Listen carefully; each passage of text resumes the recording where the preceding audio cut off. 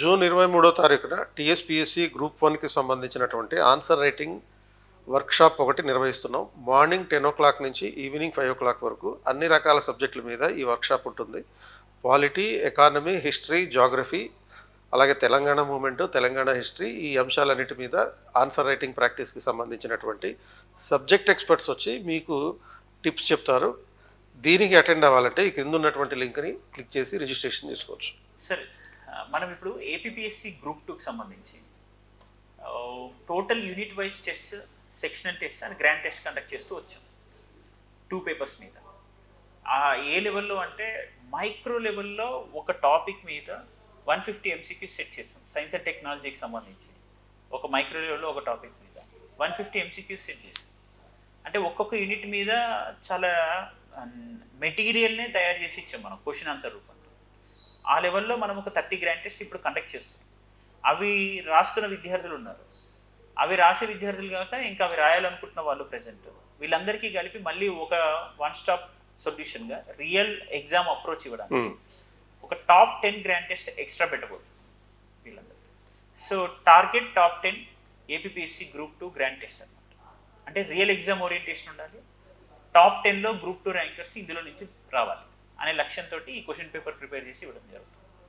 So మళ్ళీ ఈ real time approach తోటి రాయడం వల్ల వచ్చే బెనిఫిట్ ఏంటి, దీనిలో ఉన్న ప్రయోజనం ఏంటో మీరు ఒకసారి చెప్పండి. సో ఇది టార్గెట్ టాప్ 10 అనేది 2 రకాలుగా టార్గెట్లు. ఒకటేమో టాప్ 10 టెస్టులు రాయడం, 2 ఈ టెస్టుల ద్వారా టాప్ 10 ర్యాంకుల్లో ఈ 21st సెంచరీ నుంచి సంబంధించినటువంటి స్టూడెంట్స్ని సాధించడం. సో దీనివల్ల మీకు అంటే రియల్ టైమ్ ఎగ్జామినేషన్ ప్యాటర్న్లో ఈ ఎగ్జామ్ కండక్ట్ చేయడం జరుగుతుంది. మీరు ఆన్లైన్లో రాసుకోవచ్చు, లేకపోతే ఆఫ్లైన్లో రాసుకోవచ్చు. ప్రిఫరబుల్లీ మీరు ఆఫ్లైన్లో రాసుకుంటే మంచిది.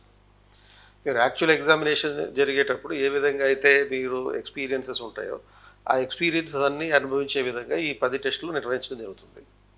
సో తద్వారా మీరు రెగ్యులర్గా చేసే కంప్లైంట్ ఒకటి ఉంటుంది, ఏంటంటే తెలిసిన ప్రశ్నలకే తప్పు ఆన్సర్లు పెట్టామనేటటువంటి కంప్లైంట్. సో దీన్ని అవాయిడ్ చేయడానికి ఈ ప్రాక్టీస్ అనేది అవసరం అవుతుంది. మీరు ఎగ్జామ్ రాసే 2 గంటలు లేకపోతే 2.5 గంటల టైంలో ఎలాంటి అనుభవాలు అయితే ఎదుర్కొంటారో ఆ అనుభవాలన్నింటినీ మీరు ఈ ప్రాక్టీస్ టైంలోనే కంప్లీట్ చేసేసుకుంటే, లేకపోతే ఆ బ్యాడ్ ఎక్స్పీరియన్స్ ఏమన్నా రాబోయేటటువంటి ఎగ్జామ్లో ఉంటే వాటన్నిటినీ ఈ 10 టెస్టుల్లో భాగంగా కనుక మీరు ఎక్స్పీరియన్స్ చేసేస్తే వాటిని అసలు ఎగ్జామ్లో అవాయిడ్ చేయడానికి అవకాశం ఉంటుంది. తద్వారా మీరు టాప్ 10 ర్యాంకుల్లో ఒకళ్ళుగా ఉండడానికి అవకాశం ఉంటుంది. సో కాబట్టి ఈ ఏపీపీఎస్సీ గ్రూప్ 2 మళ్ళీ ఇంత పెద్ద సంఖ్యలో పోస్టులు వస్తాయో రావో తెలియదు మనకి. కాబట్టి దీన్నే చివరి అవకాశంగా భావించి మీరు కనుక ప్రయత్నం చేస్తే డిప్యూటీ తహసీల్దార్ కాదు ఏ పోస్ట్ అయినా మీరు సాధించవచ్చు.